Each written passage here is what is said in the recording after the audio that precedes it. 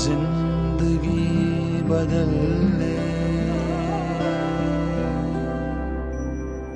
थोड़ा सा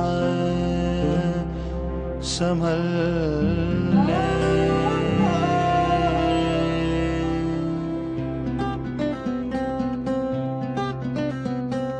बदलेगा ये नजारा, वक्त का जालिम इशारा, बदलेगा तेरा सितारा, बदलेगी हाथों की रेखा, बदलेगा किस्मत का लेखा, बदलेगा किस्मत का लेखा, बदलेगा किस्मत का लेखा, बदलेगा किस्मत का लेखा।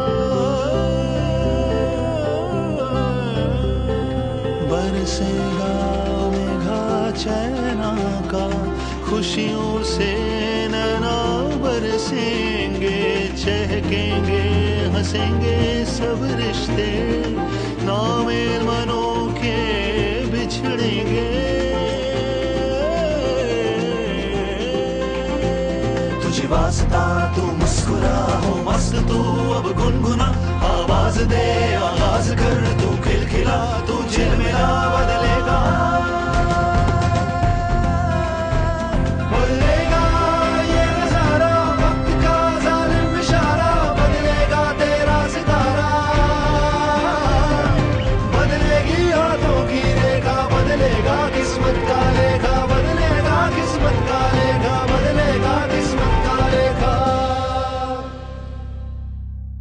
एक जमाने से हिंदुस्तान में कहते रहे तेरे भाग्य में यही था, मेरे भाग्य में ये है, इसे छोड़ना पड़ेगा, समझे। ब्रह्मा से कुछ लिखा भाग्य में मनुज नहीं लाया है, अपने हाथों से उसने अपना सुख पाया है।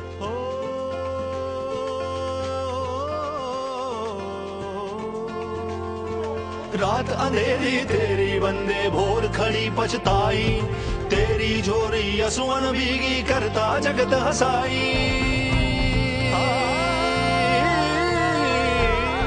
कर्म ही प्रधान है, कर्म के हिसाब से ही आगे की जिंदगी तय होती है।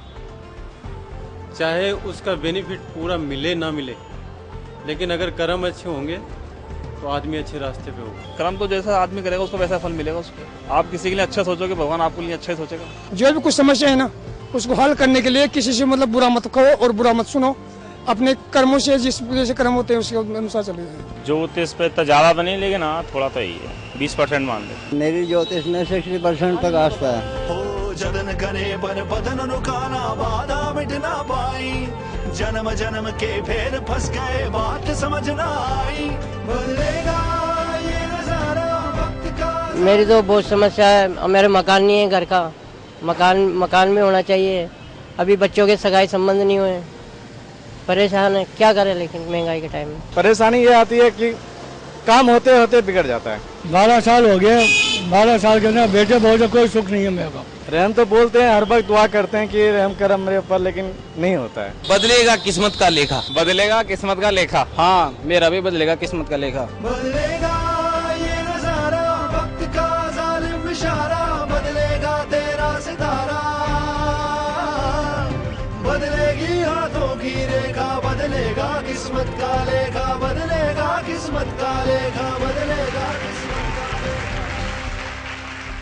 कार्यक्रम बदलेगा किस्मत का लेखा में एक बार फिर से आप सबका बहुत बहुत स्वागत है।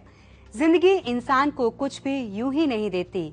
इंसान जो कुछ भी हासिल करता है उसके लिए उसे कड़ी मेहनत करनी होती है। जीवन को चलाने के लिए एक इंसान कमाता है। मजदूर से लेकर अफसर तक हर कोई अपने जीवन के गुजर बसर के लिए अथक प्रयास करते हैं।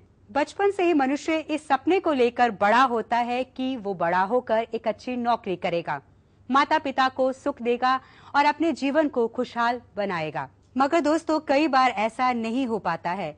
लाख कोशिशों के बाद भी हमें अच्छी नौकरी नहीं मिल पाती है। उस समय एक युवक के सपने चकनाचूर हो जाते हैं। हमें समझ में नहीं आता है कि हमारे साथ ऐसा क्यों हो रहा है। हमने अच्छी पढ़ाई की है, लेकिन फिर भी हमें एक अच्छी नौकरी क्यों नहीं मिल पा रही है? आखिर क्यों हमारे साथ ऐसा हो रहा है? नौकरी का मिलना या ना मिलना कई बातों पर निर्भर करता है, पर हम सब के लिए जानना जरूरी होता है कि क्या उसका एक कारण हमारी कुंडली भी है? क्या ये भी हो सकता है कि हमारी कुंडली में कोई एक ऐसा दोष है जिसकी वजह से हमें अच्छी नौकरी नहीं मिल पा रही है? ऐसे कई सवाल होते हैं जिनके जवाब आप जरूर जानना चाहते हैं। तो चलिए अब बुलाते हैं ज्योतिषविद कुणाल कुमार जी को।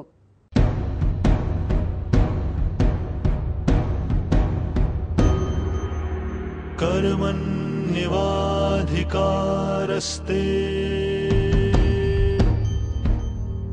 मा फलेषु कदाचन मा कर्मफल हेतुर्भूः मात् संगोऽस्तविकर्मणि। कुणाल जी, आज का जो हमारा टॉपिक है बहुत ही इंटरेस्टिंग है, नौकरी। हम देखते हैं कि बच्चे अच्छी पढ़ाई कर लेते हैं लेकिन उन्हें अच्छी जॉब नहीं मिल पाती है, इधर उधर भटकते हैं, समझ में नहीं आता है कि वो क्या करें। तो अच्छी नौकरी के लिए वो क्या करें? क्या अपनी कुंडली के माध्यम से वो जान सकते हैं कि उन्हें अच्छी नौकरी की जो दिशा है वो कहाँ मिलेगी और अच्छी जॉब जो है उन्हें किस तरह से मिल सकती है? जी देखिए, कुंडली के माध्यम से हम जान सकते हैं। मैं आज एक ऐसी ही कुंडली बनाऊंगा कि जिसके माध्यम से बहुत सारे लोगों के जीवन की नौकरी को लेकर के जो समस्या है वो सॉल्व हो जाएगी।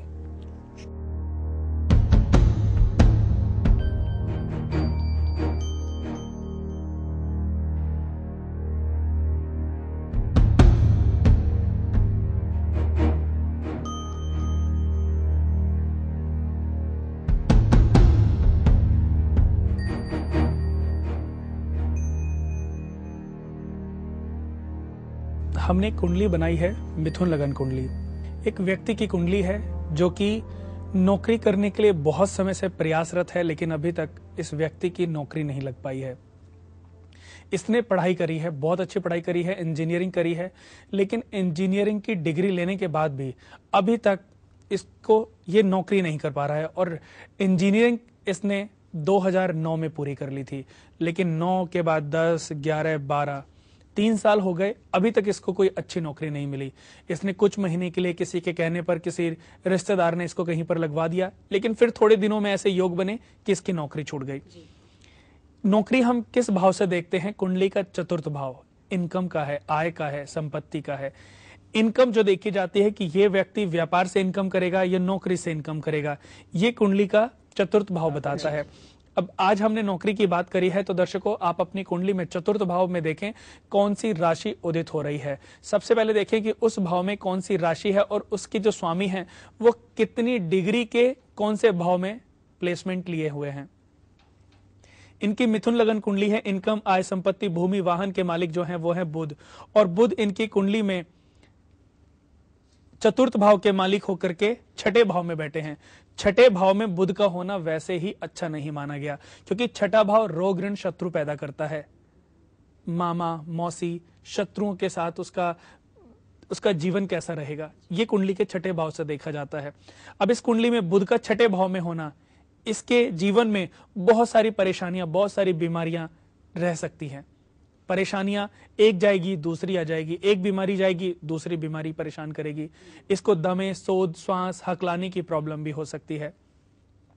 इसकी कुंडली में सूर्य चंद्रमा का योग बना हुआ है लगन में, इसको बोलते हैं अमावस्या योग। यानी कि 1-2 महीने के बाद इसके जीवन में कुछ ना कुछ चेंजेस होते रहेंगे। जैसे कहते हैं ना, आज अमावस्या है, अच्छा दिन नहीं है। ऐसे ही अगर ये नौकरी कर लेगा तो 2-3 महीने में नौकरी छोड़ करके आ जाएगा, फिर 2-4 महीने नौकरी करेगा दूसरी जगह, फिर छोड़ करके आ जाएगा। तो इसका जीवन हमेशा अस्थिर ही रहेगा, क्योंकि इसकी कुंडली में चंद्रमा द्वितीय भाव के मालिक होकर के लगन में सूर्य के साथ युति बना करके बैठे हैं। तो ऐसे व्यक्ति को चाहिए कि वो अपने कार्य पर कंसंट्रेट करे। जब तक ऐसा व्यक्ति अपने कार्यों पर कंसंट्रेट नहीं करेगा वो तरक्की नहीं कर सकता। इसका योग बहुत अच्छे योग में हुआ है, इंद्र योग में। स्वाति नक्षत्र में इसका जन्म हुआ है, लगन इसका मिथुन है और राशि भी इसकी मिथुन है। तो ऐसे व्यक्ति को सबसे पहले मैं कहना चाहता हूं कि अपने चतुर्थ भाव को बल दे, और चतुर्थ भाव को बल देने के लिए बुध क्योंकि छठे भाव में है बुध का दान करे, किसी मंदिर में जाकर के सेवादार को कुछ दान कर सकता है, या 5 दिन लगातार किसी भी मंदिर में जाकर के उसकी सफाई करे। ऐसा व्यक्ति जितना अपनी बहनों के साथ, बुआओं के साथ, लेडीज के साथ अपने रिश्ते को बना करके रखेगा तो उतना ही ज्यादा इसके जीवन में परेशानियां दूर हो सकती हैं। एक और बात, इसकी कुंडली में राहु का द्वितीय भाव में होना एक दोष उत्पन्न करता है, वाणी दोष। दर्शकों, अगर किसी जातक की कुंडली में द्वितीय भाव में राहु की युति बनी हुई है तो ये दोष बनता है वाणी दोष। ऐसा व्यक्ति जब जब गलत वाणी का प्रयोग करेगा तो उसके धन का विनाश होगा, कुटुंब का विनाश होगा। तो इसको चाहिए कि राहु के नकारात्मक प्रभाव को सकारात्मक में बदले, यानी जब भी गुस्सा आए तो ये अपने आप पर कंट्रोल कर ले। अगर इसने अपने आप पर कंट्रोल करना सीख लिया तो अपने बहुत सारे दोषों को स्वयं दूर कर लेगा। इसके जीवन में अस्थिरता की कमी के लिए इसको चंद्रमा को बल देना पड़ेगा। चंद्रमा को बल देने के लिए हर सोमवार के दिन कच्चा दूध शिवलिंग पर चढ़ाए, और इसके जीवन में लाल रंग का प्रयोग कभी ना करे, 9 नंबर का प्रयोग कभी ना करे, और जीवन में कभी भी अपने भाई बहनों से लड़ाई झगड़ा ना करे। 9 नंबर का प्रयोग इसके लिए बिल्कुल योग कारक नहीं है। लाल रंग और मंगलवार के दिन किसी भी शुभ कार्य की शुरुआत ना करे। ये व्यक्ति अपने भाइयों के साथ ग्रह कलेश कर सकता है। इसका अगर गांव में घर है तो दक्षिण दिशा में इसका मुख्य द्वार नहीं होना चाहिए। फ्लैट या अपार्टमेंट में रहता है या किसी विला में रहता है तो दक्षिण फेस मकान कदापि नहीं होना चाहिए। अगर ऐसा होगा तो धीरे धीरे इसकी संपत्तियों का विनाश होता चला जाएगा, और एक दिन स्थिति ऐसे भी हो सकती है कि इसको अपने प्रॉपर्टी को भी, मकान को भी बेचना पड़ जाए। लाल रंग की गाड़ी या 9 नंबर गाड़ी का टोटल अंक, अपने मोबाइल का टोटल अंक 9 नंबर कदापि नहीं होना चाहिए। मंगल से रिलेटेड उपाय कर सकते हैं। एक चांदी की गोल डब्बी में शहद भरे, उसमें चांदी के चौकोर टुकड़े रख करके अपने बेड के सिराने रखे, जिससे कि इसका मानसिक संतुलन बना रहे। मन के अंदर नेगेटिव विचार उत्पन्न होंगे, उनको करने के लिए फिर ये अपनी चेष्टाएं करे, ये चेष्टाएं करेगा, ये प्रबल होगा कि मेरे को ये करना चाहिए, मेरे को ये करना चाहिए, लेकिन ऐसा इसको कदापि नहीं करना। मन मस्तिष्क में आने वाले प्रथम विचार जो हैं इसको अवॉइड करने चाहिए। एकदम से दिमाग में जो भी विचार उत्पन्न होते हैं, अगर ये उन विचारों पर सहमति करता है, उन विचारों पर कार्य करता है, तो वहां पर भी इसको परेशानियां देखने को मिल सकती हैं। इसके ऊपर 7 साल की केतु की महादशा चल रही है। 12 फरवरी 2005 से इसके ऊपर केतु की महादशा आरंभ हुई है, जो कि 12 फरवरी 2012 तक चलेगी। अब ये जो पीरियड है इसका मई से 2005 से लेकर के 2012 तक का सबसे खराब रहेगा। 7 साल की केतु की महादशा, केतु इसकी कुंडली में अष्टम भाव में बैठे हैं। मिथुन लगन कुंडली में केतु योग कारक नहीं होते, लेकिन जैसे ही 2012 के फरवरी के बाद केतु की महादशा खत्म होगी तो इसके कुंडली में पंचमेश के जो मालिक हैं वो शुक्र हैं, और शुक्र पंचम भाव के भी मालिक हैं, द्वितीय भाव के भी मालिक हैं, और इसकी कुंडली में भाग्य स्थान में बैठे हुए हैं। जैसे ही शुक्र की महादशा आएगी तो ये अपनी बुद्धि का सही प्रयोग करने लगेगा, इसकी अच्छी नौकरी भी लग जाएगी। अच्छी नौकरी लगने के बाद धीरे धीरे सारे सुख स्वयं ये प्राप्त कर सकता है। बहुत से लोग हैं ऐसे जिनकी, क्योंकि इसकी कुंडली में शनि का चतुर्थ भाव में होना, शनि मालिक हैं भाग्य के, शनि मालिक है अष्टम भाव के, जब तक ये जीवन में स्ट्रगल नहीं करेगा, बहुत सारी मेहनत नहीं करेगा, तब तक इसको नौकरी नहीं मिलने वाली। शनि का चतुर्थ भाव में होना, शनि विलंब के कारक ग्रह हैं। जितनी भी लोगों की किस्मत विलंब से बदलती है, देरी से बदलती है, तो उसके पीछे शनि का बहुत बड़ा योग होता है। शनि बहुत कारक होते हैं उनकी कुंडली में, क्योंकि शनि किसी को भी धन देने से पहले उसको परखते हैं कि कल को मैं इसको बहुत सारा धन दूं तो ये पलट तो नहीं जाएगा, ये मानसिक संतुलन तो नहीं खो बैठेगा, ये अपने बड़ों का अनादर तो नहीं करने लगेगा।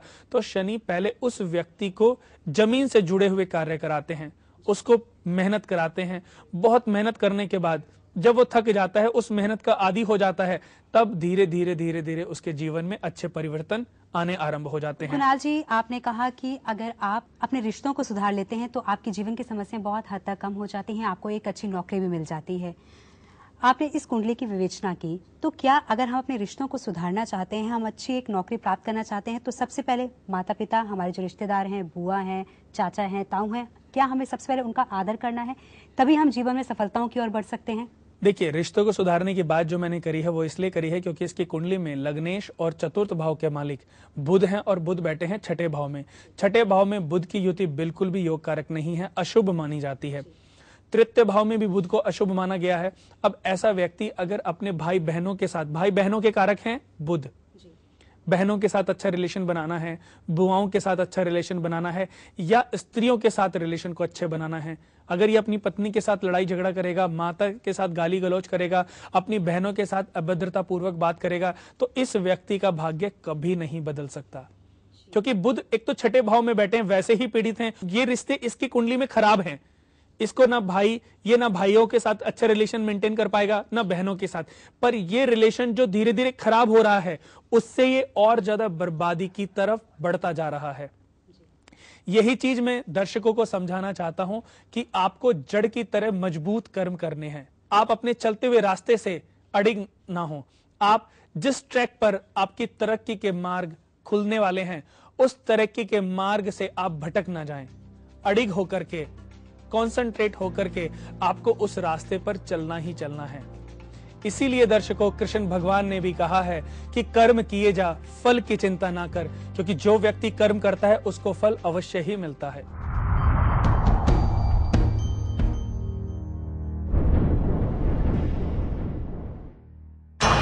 जिंदगी की मुश्किलों के भंवर में फंसा इंसान कैसे पाए अपनी मुश्किलों और परेशानियों का हल? क्या है इसका कोई उपाय, कोई रास्ता? ऐसी ही बहुत सी परेशानियों से ज्योतिषविद कुणाल कुमार जी का सामना हुआ, तो ज्योतिषविद कुणाल कुमार जी इन परेशानियों का उत्तर खोजने में लग गए। दिन रात की अथक मेहनत से आखिर इन्होंने अपने अनुभव एवं अध्ययन को एक समुचित कुंडली का रूप दे दिया। जी हां, इसी कुंडली पुस्तक का नाम है अद्भुत जीवन संग्रह। ज्योतिषविद कुणाल कुमार जी के गहन अध्ययन का परिणाम है अद्भुत जीवन संग्रह। मुश्किलों से घिरे हुए इंसान के लिए आशा की किरण है अद्भुत जीवन संग्रह। अद्भुत जीवन संग्रह में हर परेशानी का, हर मुश्किल का हल समाया हुआ है। अद्भुत जीवन संग्रह इंसान की तमाम उलझनों का एकमात्र ऐसा उपाय है जिसमें भृगु संहिता, रावण संहिता, लाल किताब, काली किताब, अंक ज्योतिष, वास्तु शास्त्र, सामुद्रिक शास्त्र, हस्त विज्ञान आदि समस्त 8 ज्योतिष शास्त्रों का समावेश है। हर व्यक्ति अद्भुत जीवन संग्रह का लाभ पा सके, इसके लिए इसे 2 भाषाओं में उपलब्ध कराया गया है, हिंदी एवं अंग्रेजी। अद्भुत जीवन संग्रह मंगवाने के लिए संपर्क करें 01149181818 या आप SMS भी कर सकते हैं। इसके लिए टाइप करें KVK और भेज दें 56161 पर।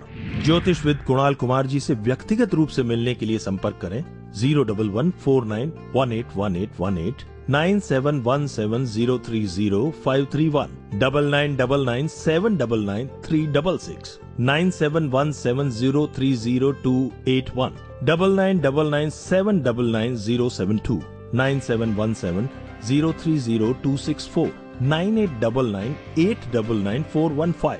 हमारा पता है Kunal Vastu Kendra, Jyotish and research centre, 512 5th floor, ring road mall, near Deepali Chowk, behind Kali Mata Mandir, outer ring road, sector 3, Rohini, Delhi 110085। हमारा ईमेल एड्रेस है kunalvastukendra@gmail.com, kunalvastukendra@yahoo.com एवं kunalvastukendra@hotmail.com और हमारा वेबसाइट एड्रेस है www.kunalvastu.com एवं www.kunalastro.com। बदलेगी हाथों की रेखा, बदलेगा किस्मत का लेखा, बदलेगा किस्मत का लेखा, बदलेगा किस्मत का लेखा। तो दर्शकों, अब हम पहुंच गए हैं अपने इस कार्यक्रम के अंतिम चरण में, जहां हम बात करते हैं किसी एक दोष के बारे में। तो कुणाल जी, आज आप हमें किस दोष के बारे में जानकारी देंगे? दर्शकों, आज मैं बताना चाहूंगा आप लोगों को प्रकृति ऋण दोष के बारे में। प्रकृति ऋण दोष क्या होता है, कैसे लगता है और इसका उपाय क्या है। दर्शकों, चंद्रमा या मंगल किसी भी जातक की कुंडली में छठे भाव में स्थित हैं, तो जातक की कुंडली में प्रकृति ऋण का दोष लगता है। अगर किसी भी जातक की कुंडली में ये दोष है तो ये बनता कैसे है, ये भी आपको बताना चाहता हूं कि प्रकृति ऋण दोष बनता है पेड़ों को कटवाने से। बहुत से लोग बहुत सारे पेड़ों को कटवा देते हैं, बहुत सारे लोग कुत्तों को मारने से, बहुत लोग कुत्तों को पकड़ करके उनको जहर दे देते हैं, उससे भी प्रकृति ऋण दोष होता है। प्रकृति से उत्पन्न होने वाली किसी भी चीज को अगर आप खत्म करते हैं तो उससे ये ऋण दोष प्रबल होता है। और जिस जातक के कुंडली में प्रकृति ऋण दोष प्रबल होता है तो वो भी अपने जीवन में बहुत सारे सुख जो प्राप्त कर सकता था उनको नहीं भोग पाता। दर्शकों, इसका उपाय है किसी विधवा की सेवा करके उसका आशीर्वाद प्राप्त करें और 100 कुत्तों को एक ही दिन में अलग अलग जगह जाकर के आप खाना खिलाएं। ब्रेड रोटी के 10-20 बंडल आप लेकर के अपनी गाड़ी में रख लें और एक दिन सिर्फ इसी दोष को पूर्ण करने के लिए घर से निकलें। आप जहां भी कुत्ते दिखाई दे उनको ब्रेड रोटी या दूध के पैकेट भी रख सकते हैं, उनको दूध भी पिला सकते हैं। आपकी कुंडली में दोष बहुत बड़ा है और उस दोष के कारण बहुत सारे सुख जो आप अपने जीवन में प्राप्त कर सकते थे, पर इस दोष की वजह से वो प्राप्त नहीं कर पा रहे हैं।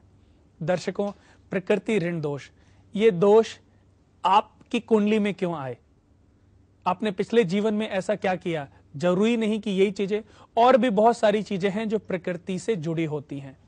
आदमी जब कर्म करता है, जब इन दोषों को करता है, तब वो बिल्कुल भी इनके बारे में नहीं सोचता। लेकिन आज जब वो जीवन में तरक्की नहीं कर पा रहा है, उसका मकान नहीं बन पा रहा है, उसके बच्चे पढ़ नहीं पा रहे हैं, उसको कोई ना कोई बीमारी उसके शरीर में प्रवेश कर जाती है, ऐसी बहुत सारी चीजें होती हैं कि जब डॉक्टर भी हताश हो जाते हैं और कहते हैं कि अब शायद एक बार आपको किसी पंडित को अपनी कुंडली दिखानी चाहिए, क्योंकि शरीर में कोई बीमारी भी नहीं है और लेकिन फिर भी आप बीमार हैं। ऐसी बहुत सारी लोगों के साथ ये सिचुएशन होती हैं। दर्शकों, तो ऐसे ही पैतृक ऋणों का भार, ऐसे ही पैतृक दोषों का भार आपके जीवन में, आपके शरीर में प्रबल हो जाता है, जिसका आपको ज्ञात नहीं होता। दर्शकों, ऐसी ही कुंडली जिसका नाम अद्भुत जीवन संग्रह है, हमारी संस्था द्वारा बनाई जाती है, जिसके माध्यम से आप अपने इन ऋणों के बारे में जान सकते हैं कि कौन से दोष आपकी कुंडली में हैं और उसके उपाय क्या हैं। जैसा कि हमेशा मैं एक दोष के बारे में बताता हूं, वो कैसे बनता है, कौन से ग्रह उनको इंडिकेट करते हैं और किस उपाय से, किस समाधान से आप उस दोष से हमेशा के लिए अपने आप को मुक्त करा सकते हैं। ये तो दर्शकों कुछ लोग देख सकते हैं, लेकिन फिर भी ऐसे बहुत सारे लोग हैं जो इन उपायों को नहीं कर सकते। अगर किसी का ऋण उतारने में कोई व्यक्ति मदद करता है तो दर्शकों, ये भी अपने आप में एक बहुत बड़ा कर्म है, ये भी अपने आप में एक बहुत बड़ा पुण्य है। किसी को आप देखते हैं, जैसे कि हमने एक बार काल सर्पयोग की पूजा कराई थी, उस काल सर्पयोग की पूजा में कुछ लोग ऐसे आए थे जो अपनी पूजा कराने में असमर्थ थे। यानी कि पूजा तो हमारी संस्था से हमेशा निःशुल्क की जाती है, लेकिन कुछ लोग, जैसे उसमें 11 नाग नागिन के जोड़े चांदी के चाहिए होते हैं,